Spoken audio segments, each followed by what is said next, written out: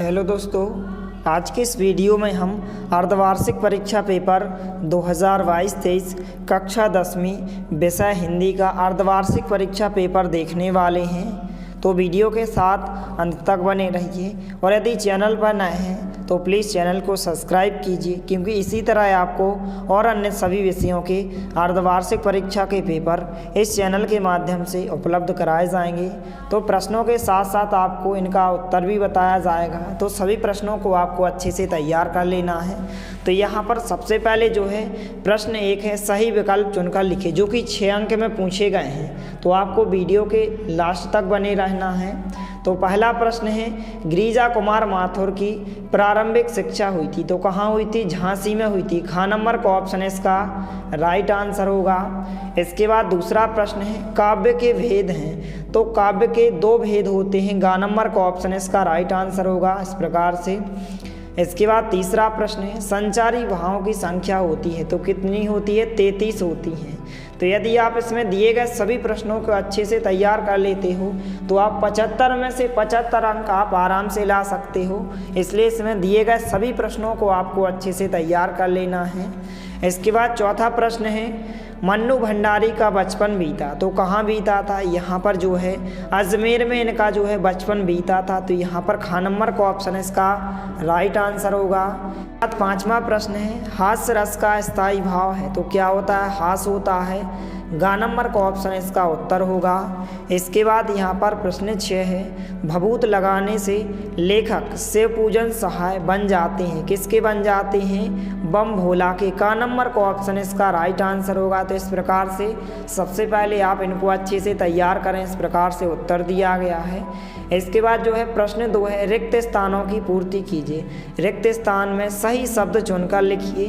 पहला खाली स्थान में आत्मकथ्य कविता, खाली स्थान गुण विद्यमान है, तो कौन सा गुण विद्यमान है? प्रसाद गुण। तो यहाँ पर इसका उत्तर क्या हो जाएगा? प्रसाद गुण हो जाएगा।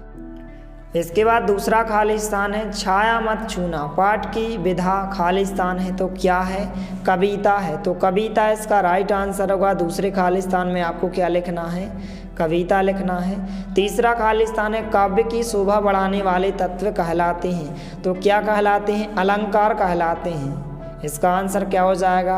अलंकार इसका राइट आंसर होगा। सभी विद्यार्थियों से एक बार फिर निवेदन है कि सभी विद्यार्थी हमारे चैनल को सब्सक्राइब ज़रूर करें, क्योंकि यार जो है वीडियोस बनाने में बहुत ज़्यादा मेहनत लगती है। इसलिए आप हमारे चैनल को सब्सक्राइब ज़रूर करें। इसी तरह आपको और अन्य सभी विषयों के अर्धवार्षिक परीक्षा के पेपर चैनल के माध्यम से उपलब्ध कराए जाएंगे, इसलिए आप सब्सक्राइब ज़रूर करें। इसके बाद प्रश्न 4 है, रस के अंग होते हैं, तो रस के कितने अंग माने गए हैं? रस के 4 अंग माने गए हैं। यहाँ पर इसका राइट आंसर क्या हो जाएगा? रस के 4 अंग होते हैं और रस के स्थायी भाव 9 माने गए हैं। और अंग कितने होते हैं? 4, स्थायी भाव, विभाव, अनुभाव और संचारी भाव। पांचवा खाली स्थान है, राष्ट्रभाषा के रूप में फादर को देखना चाहते थे, तो हिंदी भाषा को जो है वह देखना चाहते थे, तो यहाँ पर हिंदी इसका राइट आंसर होगा। नेक्स्ट खाली स्थान है, छठवां खाली स्थान, मात्रिक छंद में किसकी गणना की जाती है? तो मात्राओं की गणना की जाती है। इस प्रकार से आपको अच्छे से ध्यान रखना है।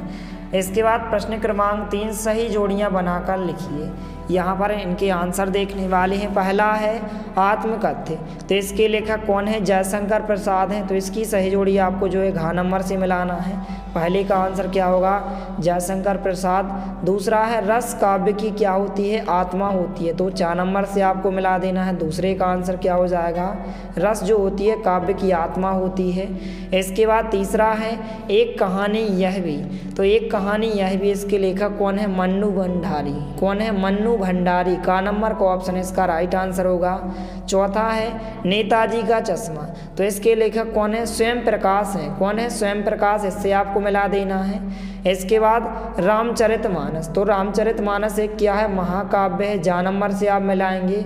और माता का आंचल, तो यह इसका आंसर क्या होगा? शिव पूजन सहाय होगा। ख नंबर से आपको मिलाना है। तो इस प्रकार से सही जोड़ियां हो जाएंगी, इनको आपको अच्छे से तैयार कर लेना है। यह 6 अंक में पूछी जाती हैं। इसके बाद प्रश्न क्रमांक 4 है सत्य असत्य लिखिए। पहला प्रश्न है गोपियाँ ऊधों को बड़भागी कह रही हैं, तो यह कथन क्या हो जाएगा? सत्य हो जाएगा। पहला कथन क्या होगा? सत्य होगा। दूसरा प्रश्न है महाकाव्य खंडकाव्य से बड़ा होता है, तो यह भी क्या हो जाएगा? सत्य होगा। तीसरा प्रश्न है फादर ने जो है जिरोट संघ में धर्माचार की पढ़ाई की थी, तो यह कथन भी क्या हो जाएगा? सत्य हो जाएगा। इसके बाद चौथा प्रश्न है वाक्य रसात्मकम काव्यम कथन आचार्य विश्वनाथ का है, तो बिल्कुल सत्य है, तो यह कथन भी सत्य होगा। इसके बाद समास के 3 भेद होते हैं, तो यह कथन असत्य होगा क्योंकि समास के 3 भेद नहीं होते हैं। इसके बाद छठवां प्रश्न है तारकेश्वर नाथ ही भोलानाथ है, यह कथन क्या होगा? सत्य होगा।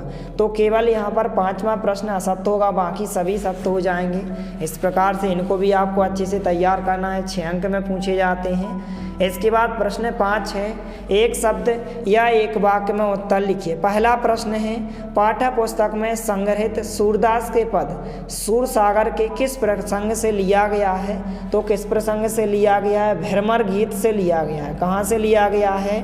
भ्रमर गीत प्रसंग से लिया गया, तो भ्रमर गीत इसका राइट आंसर होगा।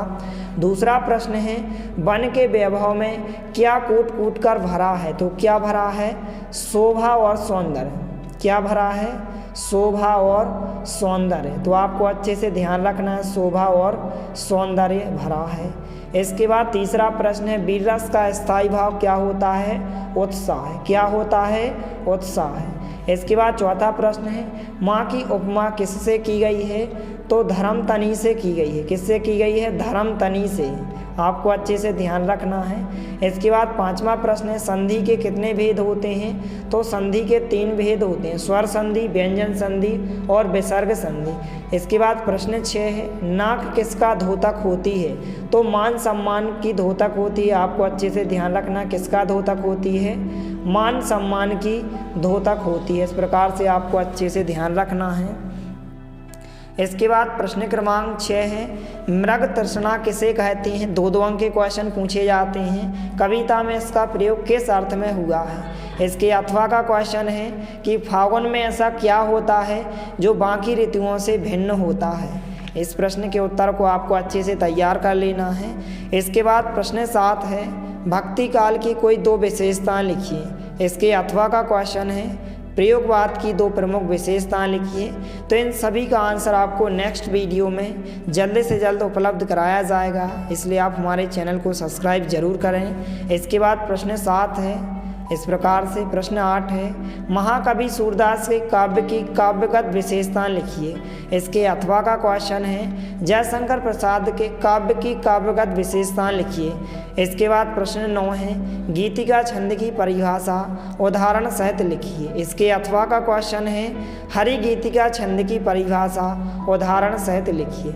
इसके बाद प्रश्न 10 है अतिशयोक्ति अलंकार की परिभाषा उदाहरण सहित लिखिए। इसके अथवा का क्वेश्चन है अनियोक्ति अलंकार की परिभाषा उदाहरण सहित लिखिए। 2-2 अंक के क्वेश्चन हैं। इसके बाद प्रश्न 11 है फादर बुल्के को लेखक ने मानवीय करुणा की दिव्य चमक क्यों कहा है?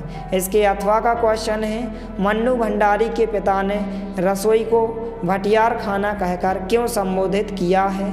इसके बाद प्रश्न क्रमांक 12 है कहानी और उपन्यास में 2 अंतर लिखिए। इसके अथवा का क्वेश्चन है नाटक और एकांकी में 2 अंतर लिखिए। 2 अंक में पूछा गया है। इसके बाद प्रश्न क्रमांक 13 है सर्वेश्वर दयाल सक्सेना के साहित्य की भाषा शैली लिखिए। 2 अंक में क्वेश्चन पूछा गया है। इसके अथवा का क्वेश्चन है मन्नू भंडारी के साहित्य की भाषा शैली लिखिए। तो इन सभी प्रश्नों को आपको अच्छे से तैयार कर लेना है। इसके नेक्स्ट पार्ट में पार्ट 2 में आपको इन सभी प्रश्नों के उत्तर उपलब्ध कराए जाएंगे। इसके बाद नेक्स्ट क्वेश्चन है प्रश्न क्रमांक 14 संधि विच्छेद कर संधि का नाम लिखिए। मनोरथ और प्रतिदिन। इसके अथवा का क्वेश्चन है समास विग्रह कर समास का नाम लिखिए। का नंबर का है ऋणमुक्त, खा नंबर का है नीलकंठ। इसके बाद प्रश्न क्रमांक 15 है बच्चे माता पिता के प्रति अपने प्रेम को कैसे अभिव्यक्त करते हैं। 2 अंक में क्वेश्चन पूछा गया है। इसके अथवा का है कि जॉर्ज पंचम की नाक लगने वाली खबर के दिन अखबार चुप क्यों थे।